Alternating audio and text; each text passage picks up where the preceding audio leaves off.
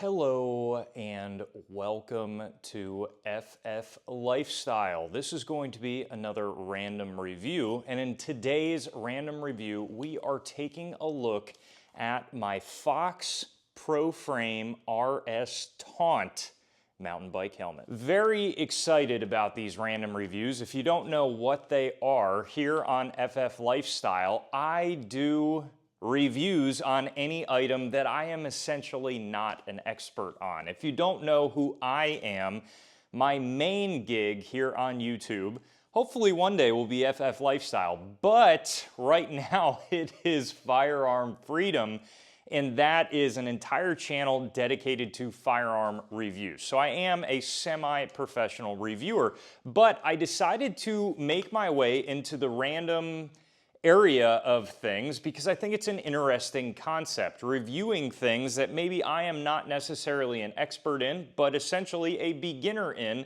and taking some of the skills that I have from my other job as a reviewer and putting them into things that you know and are guaranteed to be completely and totally unbiased.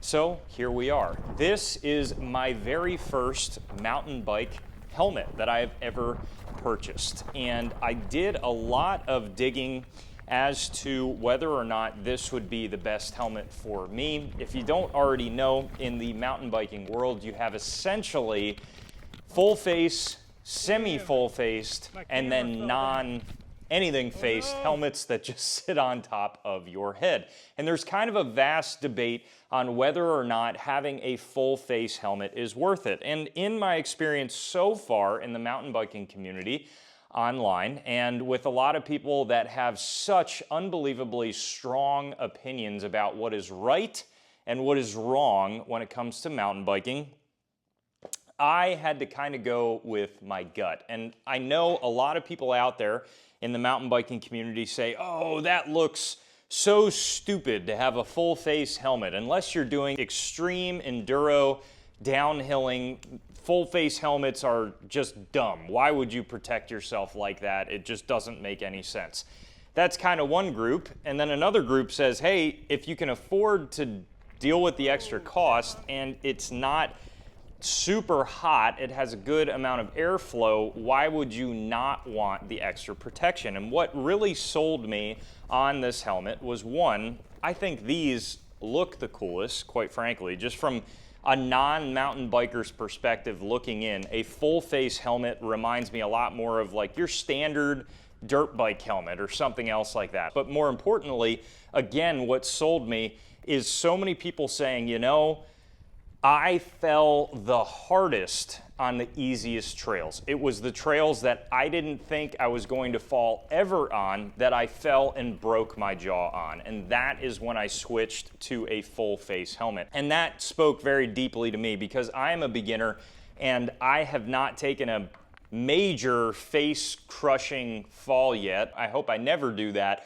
But I really wanted to have the full face and jaw protection if I were to go over the handlebars and, you know, have that unfortunate day. And I, of course, also did not want to kind of skimp out on a helmet. So the Fox ProFrame is what I would consider kind of one of the more higher tiers of full face helmet. This helmet comes in with this color scheme at about $349.99. So it is definitely a more expensive helmet, but it is going to feature the MIPS system, which I know very well from the snowboarding community of helmets. And I really like MIPS. I think it's a very interesting design and a design that at this point is extremely well proven.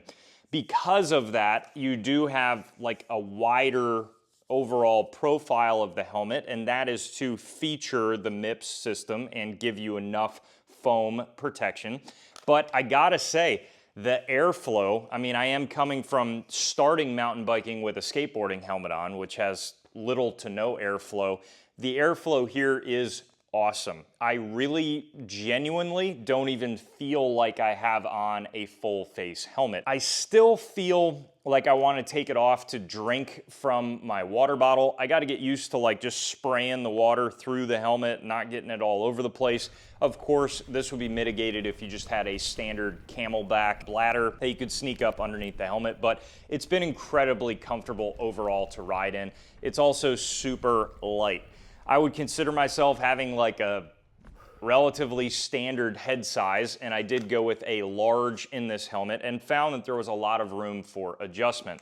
This does feature a BOA system in the back, and that has been pretty good, but this actually leads to one of my only complaints about the helmet. As you can see here, hopefully, I know the lighting's gonna be a little rough, but it is very springy. This is on just essentially two little cords that kind of boa around your head. And although this is unbelievably comfortable and also lightweight to wear, getting it on and off can be a very frustrating chore, at least from what I've found, hot and sweaty on the trail. The reason being is you go to put this on, it likes to fold up underneath. So you go to put the helmet on and the BOA system just kind of folds up behind you, and there's not really a way to dig your fingers up there and pull it down. You got to take the whole helmet back off, put the whole helmet back on, and it is very, very frustrating. That has happened to me every single time I've been out with this helmet. So that's something that I do wish Fox kind of mitigated with some sort of a different design, but when you finally get it on your head and tighten it down, it's really nice. And if you have any sort of like camel back bladder, you're not going to have to remove your helmet, take it on and off throughout your ride. So that is something to consider as well. The magnetic buckle on here that this helmet features is pretty good. It is a little bit weird. It's not what I would consider intuitive. It takes a second to kind of get used to getting it on and off because it does not just, you know, magnetically clip onto each other. It goes in through the side. So it kind of comes from the top and locks in like that. Obviously ideal so that it does not come off of your head. But again, when you put the helmet on, it's a little bit interesting to try to get it all situated. Now, it does come with interchangeable cheek pieces on the left and right hand side. I think that's great. I've also had no issue fitting standard mountain bike or biking glasses in here. I usually wear some form of safety glasses. Took a couple of close calls with twigs like right here that I'm like, okay, I don't really want to go blind learning this hobby, so I'll go ahead and put some glasses on. And that helped build the confidence a lot. And again, I had no issues fitting the glasses in here. The one thing that I did note when wearing glasses, if you don't have your BOA system properly tightened down, I did notice that the weight of the helmet, if it starts sneaking forward, likes to push your glasses down a little bit. So that was a good indicator to me that I'm like, oh, I got to tighten this up. And I think for the most part, with most helmets in general with this BOA system, you're going to get it generally tight, and then as you start riding, start sweating, super gross, but your hair gets kind of a little bit more matted down than it normally would, you're probably going to have to re-tighten it.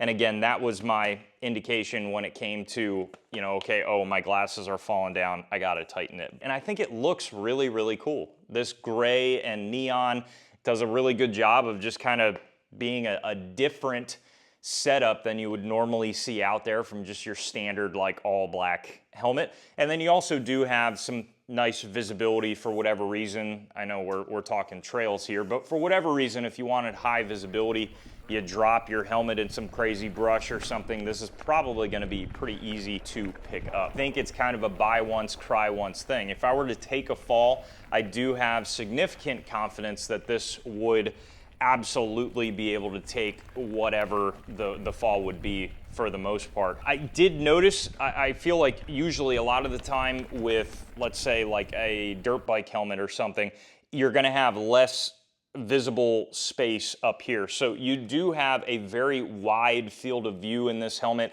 You'll actually notice most of the time that your mouth is almost completely visible. So where the helmet falls, it's essentially like your entire face is visible, whereas normally you would imagine that this would be where your mouth is. It actually ends up being right about here. And I think that just gives you more airflow and gives you more field of view around. So Yeah, I really love this helmet, and that's going to wrap up this random review. If you guys have any other questions about this helmet, or if you just want to say, hey, awesome channel, let me know down in the comments section below, and I seriously do appreciate it. Stay tuned for more great content coming soon.